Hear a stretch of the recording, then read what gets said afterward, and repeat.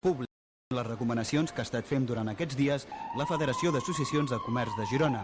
Tot i que els responsables del petit i mitjà comerç i els restauradors han donat suport a les reivindicacions dels sindicats, han decidit obrir els seus negocis per no perjudicar els clients. Tot i així, hi ha hagut empreses que han tancat i han posat un cartell explicant les raons d'aquest tancament als possibles usuaris.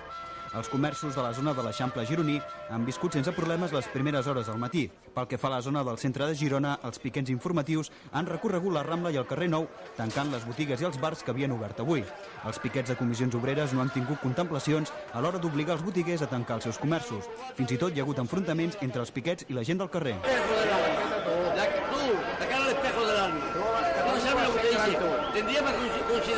La gran majoria dels establiments al carrer Nou s'han vist obligats a tancar, ja que els piquets han estat pressionant els propietaris i els treballadors perquè baixessin les persianes.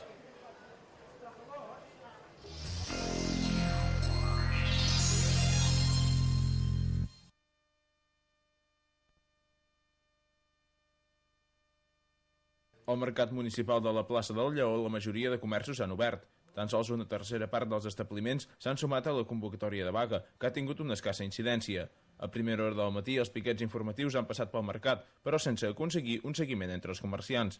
Els propietaris de les parades argumenten que, com que són autònoms, no els afecten els motius pels que s'ha convocat la protesta, la reforma de l'atur.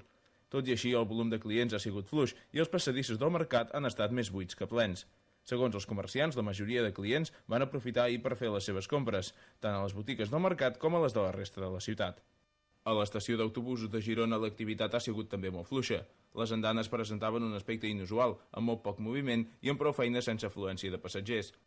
A l'interior de la terminal, la mateixa escena, poca gent esperant o comprant bitllets i la majoria de guixetes tancades o tan sols mig obertes a causa dels serveis mínims que s'han dictat pels transports per carretera. Comissions Obreres ha valorat molt positivament el seguiment i ha qualificat la vaga en el sector del transport públic de total.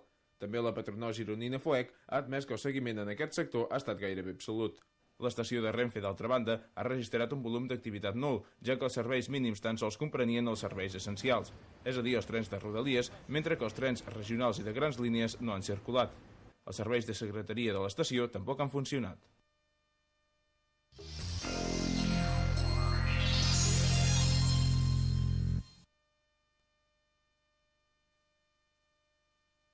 El 50% del personal de l'Hospital Josep Trueta de Girona ha seguit la vaga. El centre presentava aquest matí l'aspecte d'un diumenge qualsevol i es mantenen els serveis mínims pactats com un dia festiu. Piquets informatius i treballadors del centre s'han reunit al hall per acabar d'enllestir preparatius i pancartes per a la concentració de les 12 del migdia. Un 90% del personal d'infermeria, de neteja, auxiliars i saladors han seguit la vaga, mentre que el personal facultatiu ho ha fet en un 20%. Per la seva banda, el Departament de Rajos X i Traumatologia no ha suspès les visites previstes. Aquesta nit passada no s'ha produït cap incidència, ja que l'hospitalització i els serveis d'urgències han seguit els mínims, facilitant així el funcionament de l'hospital.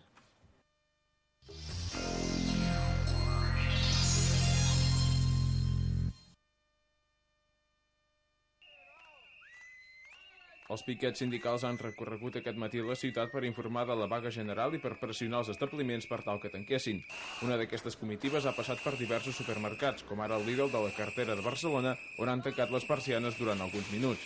Els piquets s'han dirigit posteriorment al centre comercial Hipercor, on s'han manifestat amb xiulets i cridant consignes a favor de la vaga.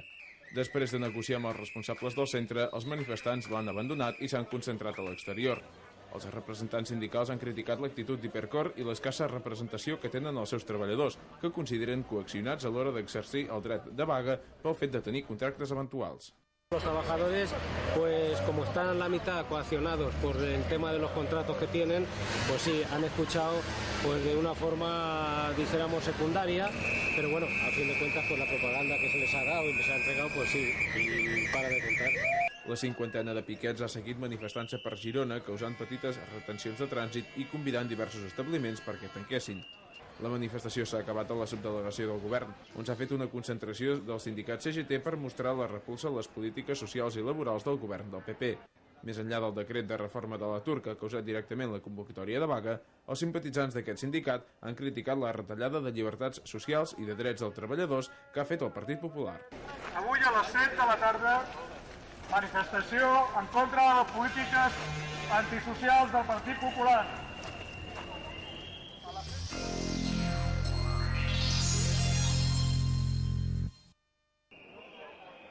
12.000 persones han participat a la manifestació que ha tancat la jornada de vaga general.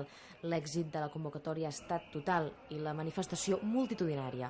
A les 7 de la tarda els manifestants s'han concentrat a la plaça del Lleó i després s'han desplaçat al carrer Migdia, Emili Grahit i carretera de Barcelona fins a arribar a la plaça de la Constitució, on s'han llegit diversos manifestos.